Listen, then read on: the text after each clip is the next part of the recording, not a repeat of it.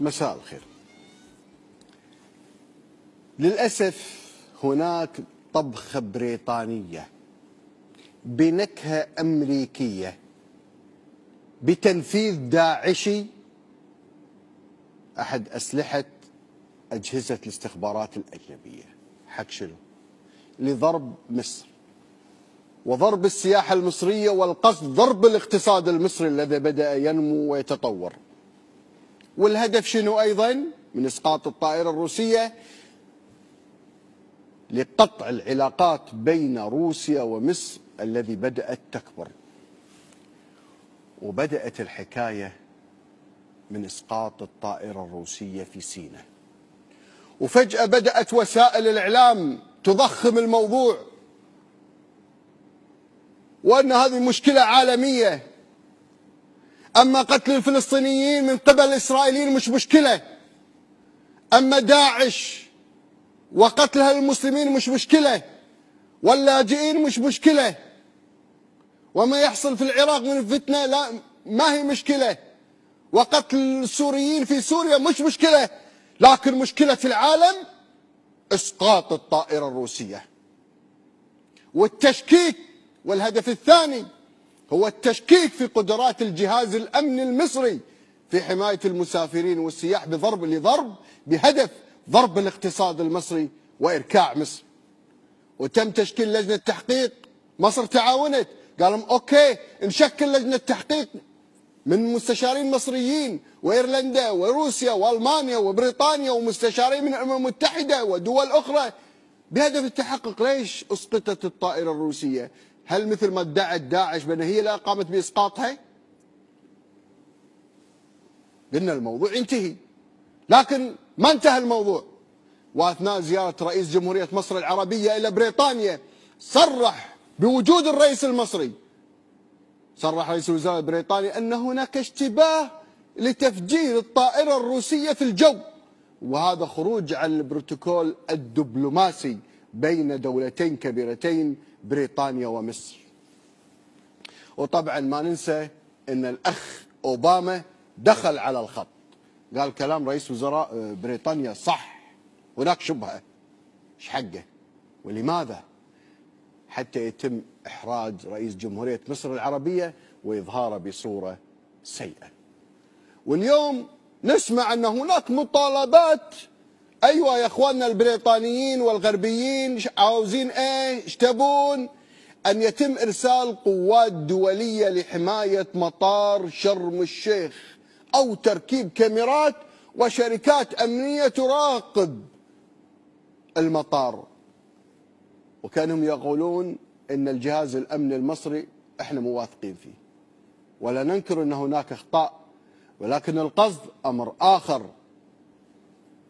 هذول حيجيبوهم للقيام باعمال التفتيش الامني، يعني المصريين والجهاز الامني اللي ضبط مصر وقبض على الاخوان والارهابيين والمتطرفين دول ما يفهمون، اما هم يفهموا، على اساس يراقبون ويفتشون المسافرين والحقائب.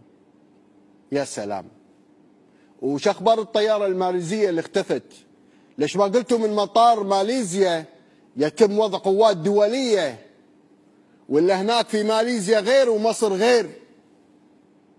وينكم عن الطيارات اللي يوميا تفجر وتسقط؟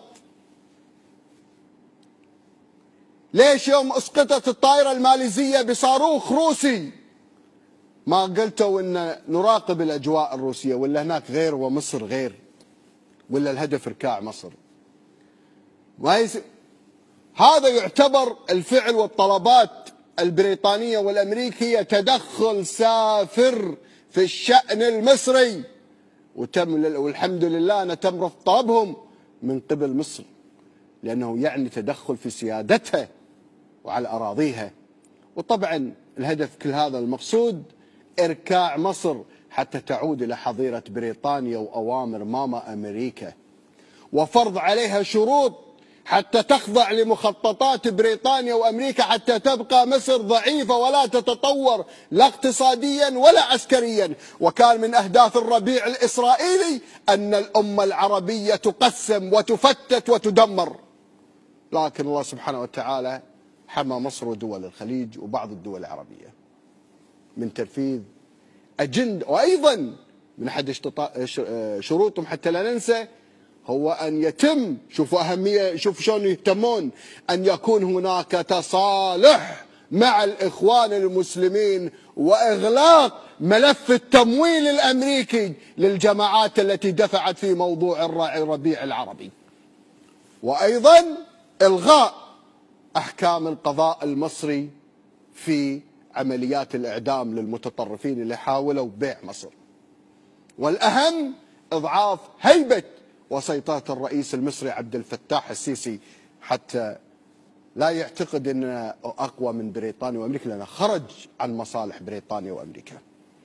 هذه المخططات يا أمة العرب من أجل إضعاف الأمة العربية والإسلامية، لأنه لو تم تدمير مصر فهي السور الذي يحمي الأمة العربية من خفافيش الظلام. وطبعا لا ننسى أن أحد الشروط اللي تحلم فيها بريطانيا العظمى تنفيذ أجندته، وأهم حاجة حبايبهم من الإخوان المسلمين وحزب الله الإيراني، وأن يكون هناك تقارب مصري إيراني على حساب دول الخليج. والأهم أيها المصريين توقفون شراء السلاح الروسي المتطور حتى لا تتفوق مصر على عدوتنا إسرائيل، لأن الجيش المصري في تطوره الأخير يصعد وأصبح الآن بقوة إسرائيل وفي أحسن حالاته وأقوى حالاته. لكن أقول لإخواننا البريطانيين والأمريكيين لكم كل احترام وتقدير، لكن مو كل شيء تحلمون فيه نقدر ننفذه عندنا. لكن سمعوها من التاريخ، يقول تاريخ اللي ما تعرفونه اللي مداه 7000 و8000 سنة، هذا تاريخ مصر، والأهرامات وأبو الهول تشهد بذلك. مصر دخلت في حروب كثيرة وخسرت بعضها، لكنها ترجع أقوى من قبل. خسرت في 67 ونجحت في 73، وما زالت حرب، وما زالت مخططات عبور قناة السويس والخطط التي وضعت تدرس الآن في كل الكليات العسكرية. لذلك أطالب اليوم من دول الخليج والدول العربية أن نفزع لأمنا مصر ونحميها من مخططات الأعداء وندعمها اقتصاديا وعسكريا، فسقوط مصر هو سقوط الأمة العربية والإسلامية ونجاح لأعدائنا. ما يحصل في السنوات الأخيرة للأمة العربية بمثابة غزو التتار والمغول على الأمة العربية. يا جماعة المخطط كبير، والهدف تفتيت الأمة العربية وتقسيمها إلى دويلات صغيرة، وأول الدول في هذه المخططات هي مصر. ورجعوا إلى الثمانينات نشر مخطط تقسيم مصر ل4 أجزاء، وهم يعلنونها رسمي، مش غريبة. علينا بوحدتنا وعلى الشعوب أن تتحد. ترى الإخوان المسلمين والمتطرفين يتمنون أن يسال الدم المسلم على الأرض العربية المسلمة، ويتمنون أن تزول مصر، يتمنون أن تضعف مصر، ولا يتمنون أن التقارير تثبت أن اليوم في مصر النمو 6%، يثبت التقارير أن الأمن في مصر رجع أحسن من أول، التقارير تثبت أن الجيش المصري تفوق الآن عسكريا على الجيش الإسرائيلي، ولا يمكن أن يسمحوا أن تتفوق مصر في كل المجالات. ادعوا الله أن يحفظ الكويت والأمة العربية، والله يصلح الحال إذا كان في الأصل في حال. فاصل